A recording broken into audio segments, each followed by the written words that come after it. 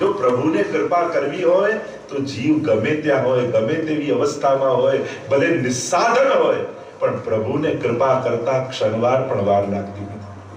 અને એટલા માટે કદાચ અંતરાય હોય, અંતર હોય, નિસ્સાધનતા હોય, પ્રતિબંધ હોય, અગવડતા હોય, પણ ક્યારે નિરાશ ન થતા કે ઠાકોરજી કૃપા નહીં કરે। એ તમારી ગમે તેવી અવસ્થામાં હોય પણ એને કૃપા કરવી હશે તો તમારા સુધી કેમે કરીને પહોંચી જશે। ભલે પોતાના રૂપે આવે, એની પ્રસાદી રૂપે આવે, એના પ્રસાદી વસ્ત્ર રૂપે આવે, એની કોઈ પાદુકા રૂપે આવે, એના કોઈ ચરણામૃત રૂપે આવે, એ કોઈ પણ રૂપ ધારણ કરી તમારા સુધી પહોંચી જ જવાનો છે। અને એટલા માટે ભગવાન મળે કે ભગવત પ્રસાદી મળે, આ બંનેમાં ભેદ બુદ્ધિ રાખતા નહીં। આ ઠાકોરજી તમારા સુધી પહોંચ્યો છે એવો વિચાર કરજો। તમને તરત ચિંતન થવું જોઈએ કે આ સમય આ મારી પાસે ક્યાંથી આવ્યો। ભલે કોઈ માધ્યમ, કોઈ વ્યક્તિને માધ્યમ બનાવે, કોઈ રીતે, પણ ઠાકોરજી તમારા સુધી પહોંચે છે જરૂર। અને એટલા માટે એ સમજવાની તૈયારી આપણી હોવી જોઈએ। જો ઠાકોરજી મને અહીંયા અનુભવ કરાવ્યો, પ્રભુ આ રીતે મારા પર કૃપા કરી, એ સમજ આપણી અંદર હોવી જોઈએ કે મને પ્રભુ ક્યાં ક્યાં સુધી પહોંચીને ઠાકોરજી મારા સુધી આવે છે। તો ભગવાન અને ભગવત પ્રસાદી આ બંનેમાં ભેદ નહીં જાણો, બંને એક રૂપ છે। કારણ કે જેટલું સામર્થ્ય પ્રભુમાં છે એટલું પ્રભુ પ્રસાદીમાં પણ એટલું સામર્થ્ય છે। આપણે વાર્તા સાહિત્યનું પ્રમાણ છે। કોઈને ચરવી તાંબુલા ગોપાલદાસજી જો સાહિત્ય આપ્યું, નવ નવ આખ્યાનો કેવા ગાયા, વેદો ઉપનિષદોની વાતો એક 9 વર્ષના ગુંગા ગોપાલદાસના મુખે નીકળી। તો ગોપાલદાસ ક્યાં, એ તો ચરવી તાંબુલ રૂપે સ્વયં ગુસાઈજી હૃદયમાં વિરાજી ગયા હતા।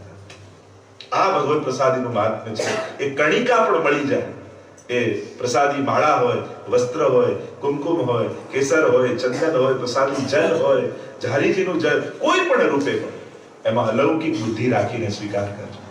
તો આમ શ્રી પુલિંદ દારા હિતશંબરારી, આવું પુલિંદ જીવ ઉપર ઠાકોરજી કૃપા કરી। રમા સદોદાર દયા પ્રકારી, સ્વયં લક્ષ્મીજીનું ગોપીજનોમાં સ્થાપન કરી અને ઠાકોરજીએ કૃપા કરી। ત્યાં કહ્યું કે સર્વમાં લક્ષ્મીજીને સ્થાપિત કરે। અને એટલા માટે તો મંગલાચરણમાં આપણે કહીએ છીએ લક્ષ્મી સહસ્ત્ર લીલાવી સેવ્યમાનમ કલા, કે ઠાકોરજી રાસમાં સર્વને વ્રજલક્ષ્મી બનાવી દીધા। કારણ કે એ લક્ષ્મીજી તો આવ્યા ત્યારે નારદજીએ કહ્યું કે વ્રજનો આનંદ લેવો છે તો વૈકુંઠમાં ભલે તમે એક હો, વ્રજમાં તો અનેક વ્રજલક્ષ્મીઓ છે। કારણ અહીંયા રાણી બનીને લાભ નહીં મળે, અહીંયા તો સેવક બનીને લાભ મળશે। સેવાનો અને સેવાનો લાભ જ્યારે લેવો છે તો રાણી બનીને ન મળે, એ તો સેવક બનીને મળતો હોય છે। અને એટલા માટે સ્વયં પ્રભુએ આ વ્રજભક્તોમાં લક્ષ્મીજીનો આવેશ કર્યો, સર્વ વ્રજલક્ષ્મીઓ બની ગયા। અને એટલા માટે કહ્યું રમા સદોદાર દયા પ્રકારી, ગોવર્ધને કંદ ફલોપહારી। ગિરિરાજજીમાં જ્યારે ગિરિરાજજીમાં ઠાકોરજી પધારે છે અને દાઉજી અને ઠાકોરજી જ્યારે ગિરિરાજમાં પ્રવેશ કરે ત્યારે ઠાકોરજીની સેવા માટે કંદ મૂળ ફળ આદિ ગિરિરાજજી પ્રગટ કરી અને સેવા કરે છે।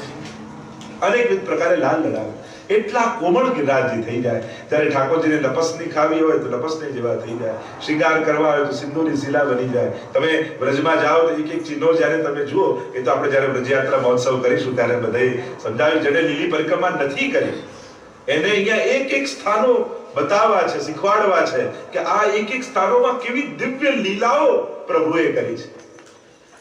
ગોવર્ધને કંદ ફલોપહારી, તો ગિરિરાજજીમાં કંદ ફલ આદિનો ઉપહાર પ્રાપ્ત કરનારા એવા કોણ? મમ પ્રભુ શ્રી ગિરિરાજધારી। આવા મારા ઠાકોરજી શ્રી ગિરિરાજધારી છે એમ કહેતા મહાપ્રભુજી આગળ ગાન કરતા કહે કલિંદ જા કુલ દુકુલ હારી।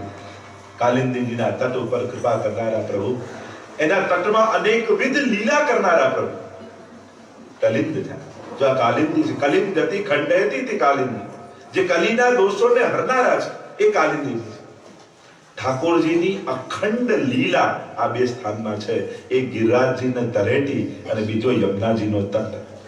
આ તટ અને તરેટી એવા દિવ્ય છે કે આ બંનેને અખંડ પ્રભુનો એટલે અહર્નિશ દિવસની લીલાઓ પણ છે અને રાત્રિ લીલાઓ પણ છે। બંને લીલાઓ આ બંનેને પ્રાપ્ત છે। અને એટલા માટે યમુનાજીના મુખારવિંદથી તમે ક્યારે વિરહની વાત નહીં સાંભળો।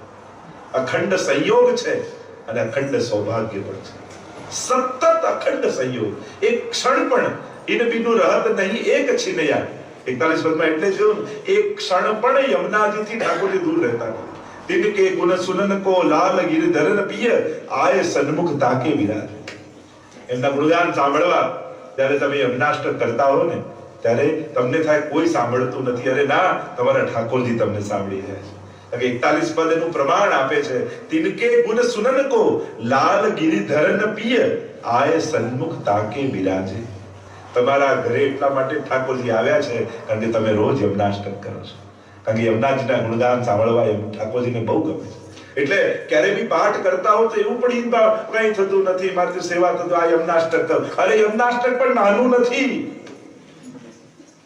જે પણ કરો એમાં ઉત્તમ ભાવ રાખો. હીન ભાવ ક્યારે કઈ થતું નથી. મિશ્રી ભોગ તો મિશ્રી ધરવું પણ ભાગ્ય છે તમારું કે તમારી મિશ્રી પ્રભુ આરોગે છે. એને પણ સૌભાગ્ય માનો. સાધનોથી સૌભાગ્ય નાનું થઈ જતું નથી. એક રંચક એક વારની જારી પણ પ્રભુની ભરાય ને તે પણ મહદ ભાગ્ય છે. તમે તો રોજ ઠાકોરજીની જારી ભરો છો. આ તમારું સૌભાગ્ય નથી. તમારા ઘરે ઠાકોરજી બિરાજે છે, સૌભાગ્ય નથી. પછી ચર્ચા ભલે કરીશું કે ચકડી ચકડી દૂધ રમ રસ આ બધું પછી, પણ પ્રભુ ઘરે છે ને એ સૌભાગ્યની વાત છે. અને જે વધારે કરતા હોય ને એ ઓછું કરતા હોય એમને નાના નહીં ગણવા. એને તકલીફ શું થાય? આ બધા તો દૂધઘર વાળા મિશ્રી વાળા તો એવું ચકડી વાળા કરતા હોય એને પણ નાના નહીં કરવા. એની ભગવત સેવા છે. કોઈ પણ સારી એક વાર લીધેલું પ્રભુનું નામ પણ નાનું નથી.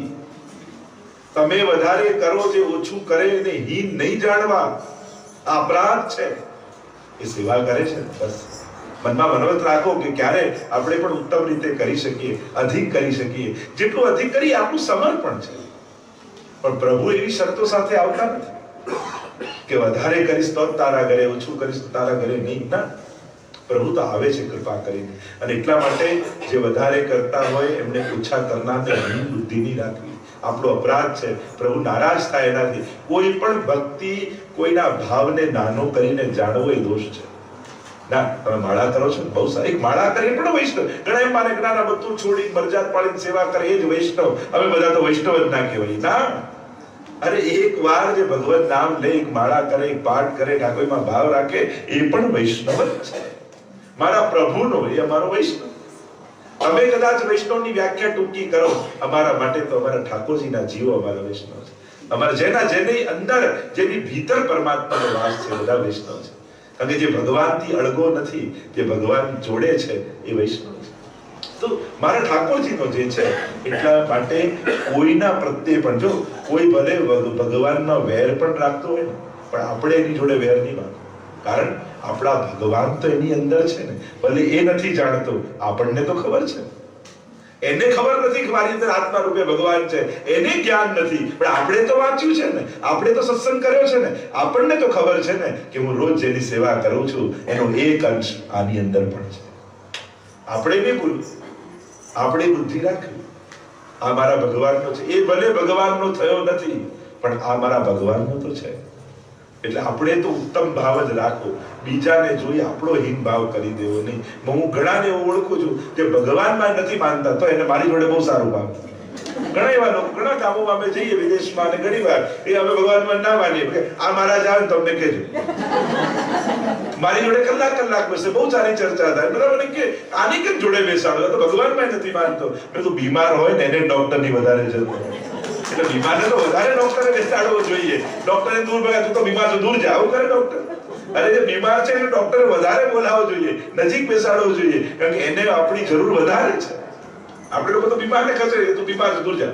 અરે ના, ડોક્ટર પાસે વધારે બેસવા દો, એને તો જરૂર છે. અને એટલા માટે કોઈ પણ જીવ, જે જીવ જાતિ હોય કોઈ રે, તેને તત્ક્ષણ સર્વે સુખ હોય રે, તેને શ્રી વિઠ્ઠલનાથ વિચારે રે, તેને પ્રગટ પદાર્થ ચાલે રે. મારા મહાપ્રભુજીએ કોઈને દોષ નથી જોયા, મારા ગુસાઈજીએ કોઈના દોષ નથી જોયા, તો અમે કોણ છીએ કે કોઈના દોષ જોઈએ? પેલા અનેક વાર્તામાં જો પેલા શિકારી અને મરેલા પક્ષીઓ લટકાવીને લોહીથી લથપથ થઈને મહાપ્રભુજી પાસે આવે છે, મારો ઉદ્ધાર થઈ શકે? મહાપ્રભુજી કે આ તારો ઉદ્ધાર. તો આવા લોકો ચમાર એક જે ચામડાનું કામ કરનાર, પશુની હત્યા કરનાર, મને શરણે લેશો? હા લઈશ. તું જીવ હત્યા બંધ કરી સ્વીકારે છે. આપણે ત્યાં સ્વીકૃતિ છે, સદોષ સ્વીકાર છે, અને જ્યારે સ્વીકાર્યો છે પછી એને શુદ્ધ કરી દીધો છે. એટલે શુદ્ધિ પછી સ્વીકાર નથી, પણ સ્વીકાર કરીને પછી શુદ્ધિ છે. અને એટલા માટે કોઈ ગમે તેવો હોય એને સ્વીકારવું એ મહાપ્રભુજીનો જ્યારે સ્વભાવ હોય તો અમે કોણ ભેદ કરનારા? આ સારા વૈષ્ણવના, ખરાબ વૈષ્ણવના, જાણકારના વૈષ્ણવના, અજાણ્યા વૈષ્ણવ, આ બધા મારા વલ્લભના વૈષ્ણવ છે એવું જોઈને અમારે સ્વીકારી લેવા. આ તો બધા મહાપ્રભુજીના સેવક છે, મહાપ્રભુજીની કંઠી તમારા ગળામાં છે.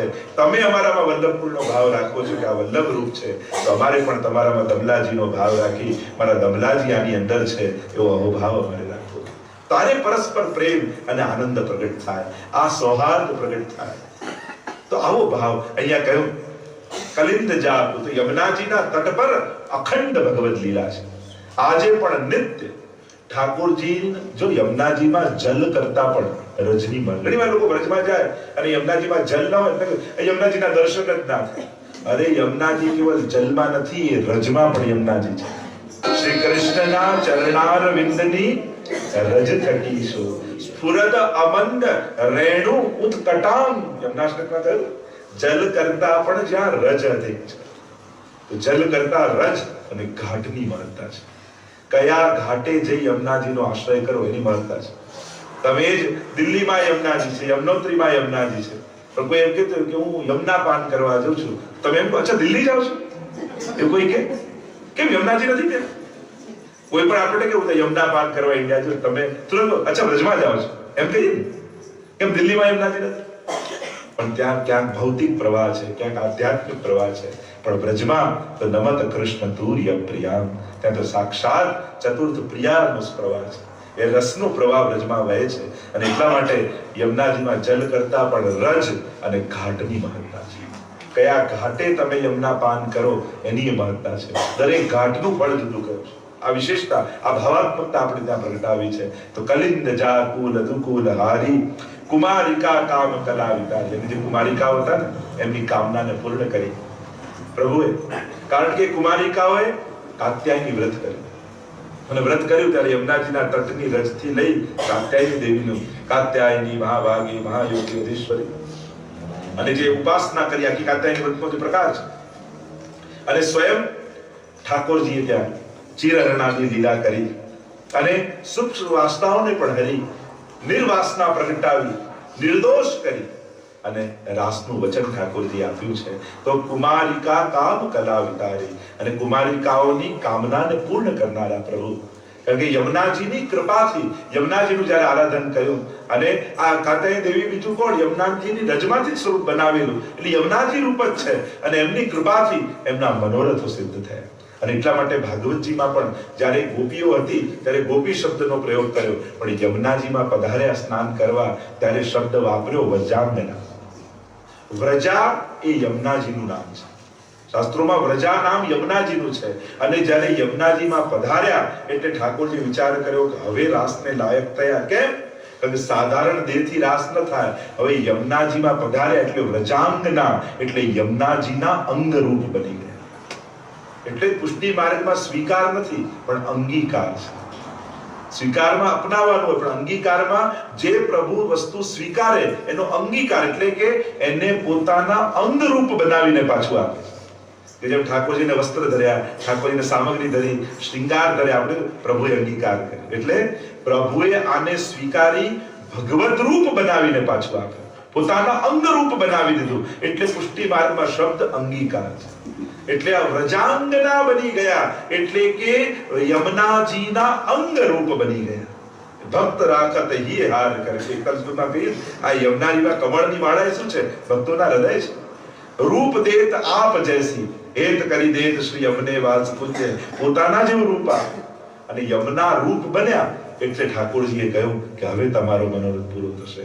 તો એ કરનારા કોણ? તો કે કલિંદ જા કુલ દુકુલ હારી કુમારિકા કામ કલા વિતારી વૃંદાવને ગોધન વૃંદ ચારી.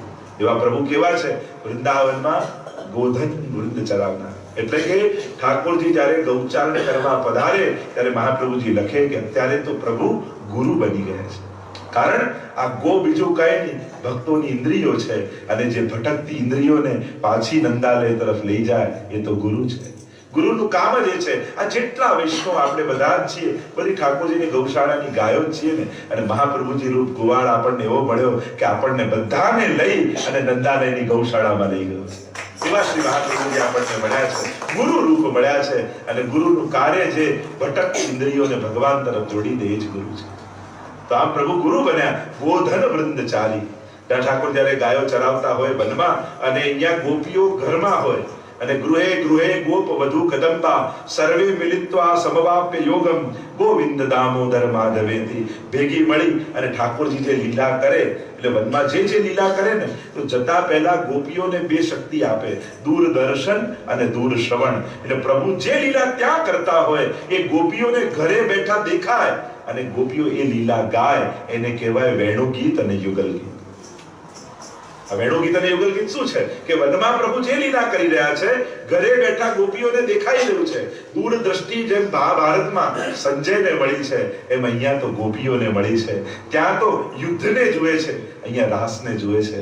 પ્રભુ ત્યાં શંખ વગાડે જુએ છે, અહીંયા વેણુ વગાડતા ઠાકોરજીને જુએ છે કે પ્રભુ વેણુ વગાડ કરી રહ્યા છે. અને એનો પ્રભાવ જે બધા ઉપર પડ્યો એનું વર્ણન અહીંયા ગોપીઓ કરે. એનું વેણુ ગીત અને યુગલ ગીત કહેવાય. તો આ વૃંદાવને ગોધન વૃંદચારી અને મમ પ્રભુ શ્રી ગિરિરાજધારી એમ કહેતા મહાપ્રભુજી આગળ ગાન કરતા કહે, વ્રજેન્દ્ર સર્વાધિક શર્મકારી, વ્રજના ઇન્દ્ર આપ બન્યા. ઇન્દ્ર એટલે ઐશ્વર્યનો દેવ, જે સર્વને આનંદ ઐશ્વર્ય આપે છે. તો વ્રજના ઇન્દ્ર પ્રભુ બન્યા છે. વ્રજેન્દ્ર સર્વાધિક શર્મકારી, સર્વને આનંદ આપનારા બન્યા, સર્વ સામર્થ્ય યુક્ત બન્યા અને સર્વને સુખ આપનારા બન્યા. મહેન્દ્ર ગર્વાધિક ગર્વહારી, અને મહેન્દ્ર જે ઇન્દ્ર છે દેવતા, એનો ગર્વને હરનારા બન્યા. કે વ્રજનો ઇન્દ્ર તો હું છું, વ્રજવાસીઓનું પાલન કરનારો ઇન્દ્ર હું છું. અને મહેન્દ્ર જ્યારે ઇન્દ્રને એમ થયું કે આ બધાનું ચલાવનારો હું છું, અહંકાર થયો. ઠાકોરજીએ કહ્યું કે હવે કોઈ ઇન્દ્ર યાગ નહીં કરે, કરવો હોય તો ગોવર્ધન યાગ કરો.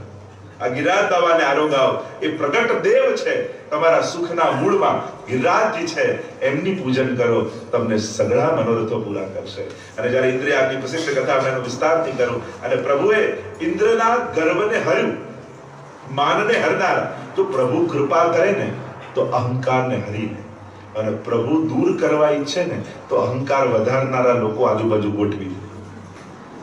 અને અહંકાર વધારનારા આજુબાજુ ગોઠવી દે તો માનવું કે આનું પતન નિશ્ચિત છે. અને પ્રભુ કોઈને ને કોઈને નિમિત્ત બનાવી આપણો અહંકાર તોડે તો માનજો ઠાકોરજી મારા પર કૃપા કરી છે. હરિના યે વિનિર્મુક્તા તે મગ્ના ભવસાગરે. સોળસગંજમાં મહાપ્રભુજી કહે કે જે ભવસાગરમાં ડૂબી ચૂક્યો છે, જેને ભગવાન યાદ નથી આવતા, તો માનજો કે ભગવાને આનો હાથ છોડી દીધો છે. આ ડૂબવા માટે થયો છે. અને ઇન્દ્રનો ગર્વ હર્યો ભગવાને. ચતુર્ભુજ ધારણ કર્યું રૂપ પ્રભુ. એક ભુજાથી ગિરિરાજને ધારણ કર્યા, એક ભુજામાં શંખ લીધું. જે જલ વર્ષે છે એ શંખથી ભગવાન શોષી લે છે. શંખ એ જલનું આધિદૈવિક સ્વરૂપ છે. બીજી બે ભુજા પ્રગટાવી કે 7 દિવસ સુધી આ વ્રજવાસીઓ રહેશે કેમ, એટલે અધર પર વેણુ પધરાવીને વેણુનાદ કર્યો. દેવભાન વ્રજવાસીઓ ભૂલી ગયા. સર્વ પ્રકારના અન્યાશ્રયો દૂર થયા 7 દિવસમાં. હવે 7 પ્રકારના અન્યાશ્રયો વ્રજવાસી હતા. દેવ, ઋષિ, પિતૃ, આલોક, પરલોક, 7 પ્રકારના અન્યાશ્રય દૂર કરી અને અનન્ય આશ્રય સિદ્ધ થયો કે કૃપા કરવાનારા કોઈ હોય તો એ ઠાકોરજી છે. બાકી બધાના સહારાઓ સીમિત અવસ્થામાં છે, પણ નિત્ય કોઈનો સહારો, શાશ્વત કોઈનો સહારો હોય તે ઠાકોરજીનો છે. અને એટલા માટે વ્રજવાસીઓને ત્યારે સમજાઈ ગયું કે હવે જીવનમાં કાંઈ પણ થાય, સર્વ પ્રકારના અન્યાશ્રયો દૂર થઈ ગયા. અનન્ય આસક્તિ ભગવાનના ચરણોમાં થઈ ગઈ અને ઇન્દ્રનો ગર્વ પણ હરાઈ ગયો અને વ્રજવાસીઓના અન્યાશ્રય પણ દૂર થઈ ગયા. અનન્ય શરણાગતિ સિદ્ધ કરી. આમ વૃંદાવને કંદ ફલોપહારી મમ પ્રભુ શ્રી ગિરિરાજ. વૃંદાવનમાં કંદ ફૂલના ઉપહાર આપનારા એવા અમારા ગિરિરાજધારી મમ પ્રભુ શ્રી ગિરિરાજધારી. અને આગળ ગન કરતા મહાપ્રભુજી કહે, મન કલાનાથ તમો વિદારી. મન અને ચંદ્રમા દ્વારા અંધકારને હરનારા ઠાકોરજી છે. આ બહુ સાંકેતિક શબ્દો વાપર્યા છે. મન અને ચંદ્રમા બંને ક્યાં, તો કે રાસ લીલાના પ્રથમ દ્વિતીય શ્લોકો. ભગવાન પીતા રાત્રિ શરદોત્ફુલ્લ મલ્લિકા વિક્ષરંતુમ મનશ્ચક્રે યોગ માયા ઉપાશ્રિતા. આ એક શબ્દમાં બહુ ગુડ અત્યારે ચર્ચાનો વિષય નથી, પણ આ એક સાંકેતિક જે આખું આપ્યું છે ગિરિરાજ ધાર્યાષ્ટકમમાં, એ બધું રાસલીલાના પણ સંકેત છે. તો અહીંયા મન અને ચંદ્રમા દ્વારા અંધકારનો નાશ કરનારા ઠાકોરજી. તો ભક્તો માટે અંધકાર કયો? તો કે ભગવાનથી જે દૂરી છે ને એ જ ભક્તો માટે અંધકાર છે. અને જ્યારે ગોપીઓ વનમાં ઘરે હતી, ઠાકોરજી વનમાં છે, અને જે કાત્યાયની વ્રત સમય વચન આપ્યું કે શરદની રાત્રિમાં તને પરમ રાસનું ફલ મળશે, જ્યારે ચંદ્રમાને જોયો ભગવાને, તદોડુરાજ કકુબહ કરૈર્મુખમ, એવડુરાજ એ ચંદ્રમાને ઉદય થયો છે. કેવો ચંદ્રમા? કકુબહ કરૈર્મુખમ પ્રાચ્યા વિલિમ્પન્ન ઋણેન સંતમય, એટલે કે કોઈ પ્રિયતમાએ પ્રિયતમનું મુખ કેસરથી મંડિત કર્યું હોય એવો લાલ રંગનો ચંદ્રમા દેખાય. અને ચંદ્રમા અને પ્રભુએ જ્યારે રાસલીલાનો પહેલો શ્લોક આવે ત્યારે સુખદેવજીએ કહ્યું કે પ્રભુએ મનને ધારણ કર્યું. ભગવાન પીતા રાત્રિ શરદોત ફુલ્લ મલ્લિકા વિક્ષરંતુમ મનશ્ચક્રે યોગ માયા ઉપાશ્રિતા, મનને ધારણ કરનારા એવા પ્રભુ ચંદ્રમાનો ઉદય કર્યો છે, પોતાના મનમાંથી પ્રગટ કર્યો. આ ચંદ્રમા કોઈ લૌકિક નથી, આ લૌકિક ચંદ્રમા છે. અને આમ એવા પ્રભુ વંશી રવાકાર તત્કુમારી, અને ઠાકોરજીએ કદંબના વૃક્ષ નીચે ઉભા રહી અધર પર વેણુ પધરાવી વેણુનો નાદ કર્યો છે. નિશમ્ય ગીતમ તદનંગ વર્ધનમ, અને અલૌકિક કામને જગાડનારો, અલૌકિક ભાવને જગાડનારો એ વેણુનો નાદ પહોંચ્યો બ્રજમાં. ગોપીઓ ભિન્ન ભિન્ન કાર્યમાં મગ્ન હતી, અને કાનમાં જે વેણુ નાદ પડ્યો, લૌકિકતા વિસરાઈ ગઈ, ભગવત્તા જાગી ગઈ. અરે ભગવાન બુલા રહે, સંસાર ભૂલાયો અને ભગવાન તરફ ભાગી. વેણુ રવ જો વેણુ ગીતમાં અનેક શબ્દ, વેણુ કુંજન, વેણુ નાદ, વેણુ ગીત, વેણુ રવ, આટલા શબ્દો વેણુ ગીતમાં આવે છે. એટલે કે પ્રભુ જ્યારે વગાડે અને સ્વર જ્યારે જાય, તો અત્યારે તો વિષય નથી, પણ ઘણા બધા પ્રકારથી પ્રભુના વેણુનાદ છે. તો વેણુ રવ જ્યારે વેણુ રવ પ્રભુ કરે છે, અને એ વંશી રવાકાર તત કુમારી, એ વેણુ વંશીના નાદ દ્વારા કુમારિકાઓને આમંત્રિત કર્યા. અને ઠાકોર ગોપીઓને થયું કે પ્રભુ એ સમય આવી ગયો છે, અને પ્રભુએ મહારાસનું દાન આપ્યું. એટલે આ એક શ્લોકમાં આખા રાસનું વર્ણન છે. એટલે કહ્યું રાસોત્સવો દ્વેલ રસાબ્દિસારી મમ પ્રભુ શ્રી ગિરિરાજધારી. આ ગિરિરાજધારી વેણુધારી પણ બને છે. એટલે કહ્યું વેણુ ધરી અને ગોપીઓને બોલાવ્યા. અનેક પ્રશ્નો થયા છે કે તમે તો ઘરે જાઓ, તમારો સ્ત્રીનો ધર્મ સમજાવ્યો. ગોપીઓ કહેવા લાગી પ્રભુ એક વાત ભૂલતા નહીં, સ્ત્રીનો ધર્મ સમજાવ્યો બધું બરાબર, પણ જ્યારે વેણુ સાંભળીને ત્યારે સ્ત્રી બુદ્ધિ તો ત્યાં જ પડી ગઈ. અહીંયા કોઈ સ્ત્રી નથી આવી, અહીંયા તો જીવાત્મા પરમાત્માને મળવા માટે આવે. એ દેહ બુદ્ધિ તો ત્યાં સમાપ્ત થઈ ગઈ. કારણ કે જો દેહ બુદ્ધિ હોત તે વેણુનાદ સંભળાત નહીં અને અહીંયા સુધી પહોંચાત નહીં. દેહ બુદ્ધિ પડી તો સાંભળી શક્યા અને તો આવી શક્યા છે. પ્રભુ કહે ઘરે જાઓ. ગોપીઓ કહે કે જેમ કોઈ ઉત્તમમાં ઉત્તમ બીજ હોય અનાજના, અને એને શેકી નાખો એકવાર, પછી ગમે તેટલી સારી ભૂમિ, પાણી, ખાતર બધું નાખો, પણ શેકાયેલા દાણામાં ફણગા ફૂટતા નથી. એમ અમારા હૃદય પણ આપના પ્રેમમાં શેકાઈ ચૂક્યા છે. હવે સંસારની ભૂમિમાં વાવા જશો તેમાં ફણગા નહીં ફૂટે. હવે તો અમે આપના થઈ ગયા છે. અને ત્યાં પ્રભુએ મહારાસનું દાન આપ્યું છે.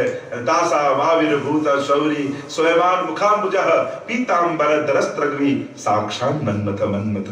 અને રાસના પરિકરમાં પ્રગટેલા પ્રભુએ મહારાસનો આનંદ ગોપીઓને આપ્યો. એ રાસ પંચાધ્યાયની કથામાં એનું અહીંયા સ્મરણ મહાપ્રભુજીએ કર્યું. એવા મમ પ્રભુ શ્રી ગિરિરાજધારી, કેવલ ગિરિરાજ ધર્યા છે તો આ ગિરિરાજજી ઉપર ધરીને સંકેત કરે છે કે કેવલ હું ગિરિરાજ ધરનારો નથી, પણ ગિરિરાજજીની ભીતર વર્ષો 12 મહિનાની બધી જ લીલાઓ વિરાજમાન છે. એ હોલી, દાન, માન, ખેલ, સાંજી, ધંધો, બધી જ લીલાઓ દ્વાદશ નિકુંજ છે એ ગિરિરાજજીની ભીતર. એટલે ગિરિરાજ ધરીને સંકેત કરું છું કે આ સર્વ લીલાઓ કરનારો હું જ છું. એમ સંકેત ઠાકોરજીએ ગિરિરાજ ધરીને કર્યો છે.